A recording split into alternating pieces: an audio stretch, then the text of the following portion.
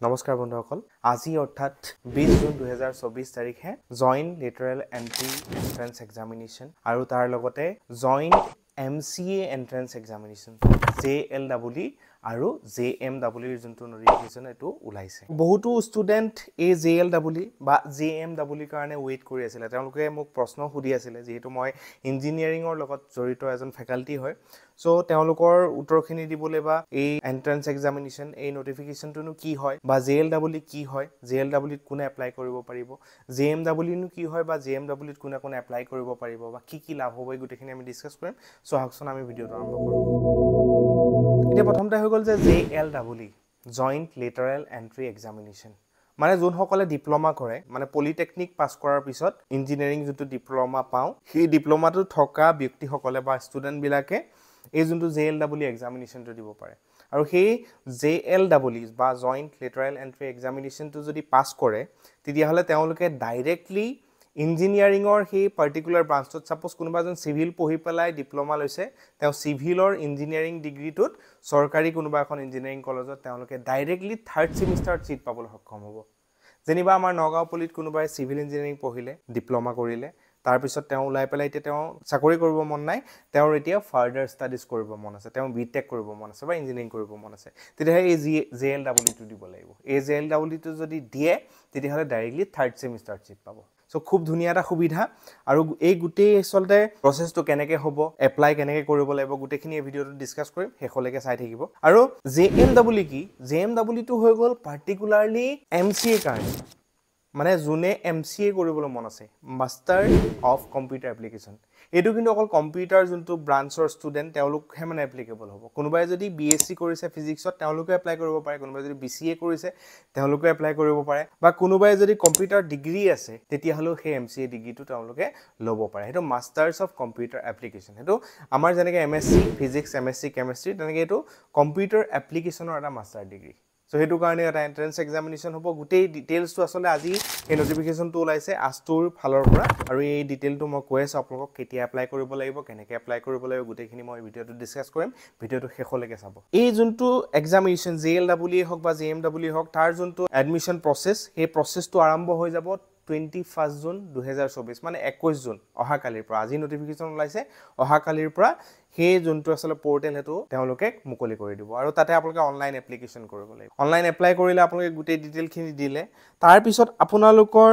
admit 12 July তাৰিখে কি হ'ব এভেইলেবল হ'ব আৰু সেই যোনটো অনলাইন এপ্লিকেশনৰ লাষ্ট ডেট হৈ গল 5 জুলাই লৈকে আপোনালোকে এপ্লাই কৰিব পাৰিব 21 জুনৰ পৰা 5 জুলাই এক্স্যাক্টলি 15 দিন সময় আছে সেই 15 দিনৰ ভিতৰতে আপোনালোকে অনলাইন এপ্লিকেশন কৰিব লাগিব এডমিট কাৰ্ড পোৱাৰ পিছত আপোনালোকৰ যদি কিবা কাৰেকচন আছে তেতিয়া হলে আপোনালোকে 16 জুলাইত সেই কাৰেকচনখিনি কৰিব পাৰে যদি কিবা ডেট অফ বাৰ্থ বা তেনেকুৱা ধৰণৰ এন্ট্ৰি কৰোতে কিবা ভুল হৈ গল সেইখিনি আপোনালোকে 16 জুলাইত কৰিব পাৰিব আৰু date of timing of examination এক্সামটো কেতিয়া হ'ব এক্সামটো হ'ব 21 জুলাই 12 জুলাইত কি হ'ব যে এডমিট কাৰ্ড পাই যাব 16 জুলাইত কাৰেকচন কৰিলে আৰু 21 জুলাইত আপোনালোকৰ এক্সামটো হ'ব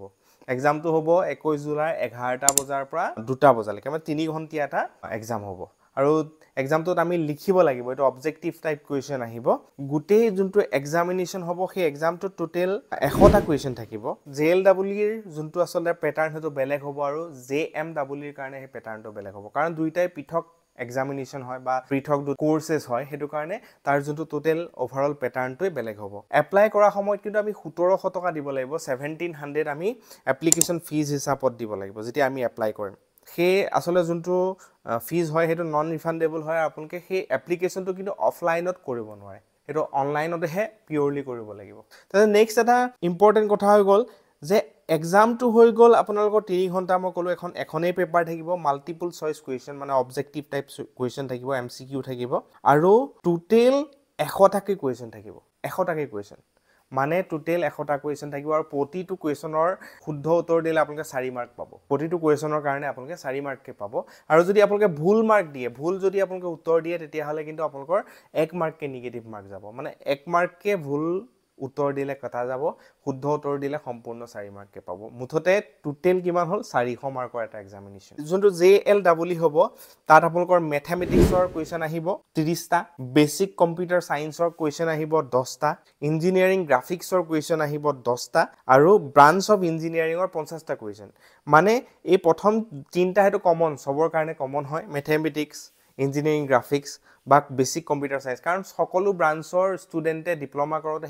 হেকিটা সাবজেক্ট পঢ়ে হেতু কাৰণে হে তিনটা topic common basic computer science mathematics আৰু ইঞ্জিনিয়াৰিং গ্ৰাফিক্স সবৰে থাকে এটো প্ৰতিটো ডিপাৰ্টমেন্টত লাষ্টত যোনটো 50টা কোৱেশ্চন আহিব ব্ৰাঞ্চ অফ ইঞ্জিনিয়াৰিং সিভিলৰ কাৰণে সিভিল ব্ৰাঞ্চৰ আহিব মেকানিকেলৰ কাৰণে মেকানিকেল ব্ৰাঞ্চৰ পৰা আহিব আৰু ইলেক্ট্ৰিকেলৰ কাৰণে ইলেক্ট্ৰিকেল কম্পিউটাৰৰ কাৰণে কম্পিউটাৰ বেলেগ বেলেগ ব্ৰাঞ্চৰ কাৰণে বেলেগ বেলেগ নিৰ্দিষ্ট ব্ৰাঞ্চৰ হেবিলাক কোৱেশ্চন তাতে সোধা হ'ব 50টা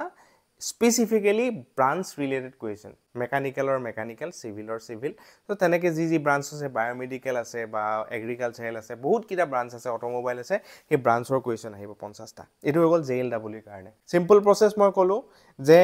kalir pora arambho hobo online application 5 July complete hoi jabo 12 July admit card ulabo 21 জুলাইত আপোনালোকৰ এক্সাম হ'ব আৰু এক্সামৰ প্যাটাৰ্নটো কি 400 মাৰ্কৰ এক্সাম হ'ব 100টা কোৱেশ্চন থাকিব শুদ্ধ উত্তৰ দিলে 4 মাৰ্ক পাব আৰু যদি ভুল উত্তৰ দিয়ে 1 মাৰ্ক কটা যাব JLEE কাৰণে হেতু JMEE কাৰণে একে 100টা কোৱেশ্চনে থাকিব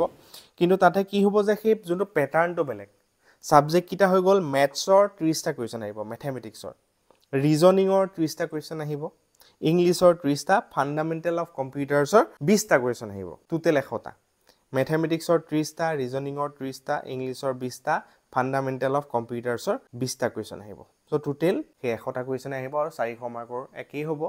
যে যদি ভুল উত্তৰ দিয়ে তে 1 মাৰ্ক কটা যাব যদি শুদ্ধ উত্তৰ দিয়ে আপোনালোকে 4 মাৰ্ক পাব সো সিম্পল আপোনালোকে হয়তো বুজি পাইছে ইমানখিনি আছিল আপডেটটো আপোনালোকে যদি এপ্লাই কৰিম বুলি ভাবিছে যোন আসলতে এই পৰীক্ষাটো দিম বুলি এসপায়াৰেন্স সকল ৰৈ আছিল অতি সোনকালে এপ্লাই কৰি দিও কাৰণ সময় বহুত তাকৰ 15 দিন সময় আছে বহুতো যান্ত্ৰিক বিজুতি হ'ব পাৰে অনলাইন এপ্লিকেশন কৰোতে হয়তো সাৰ্ভাৰ ডাউন হ'ব পাৰে এটো কাৰণে জিমান পাৰে সোনকালে এপ্লাই কৰি দিওক মই কলো আকৌ যে 1700 টকাৰ এপ্লিকেশন ফিস দিব লাগিব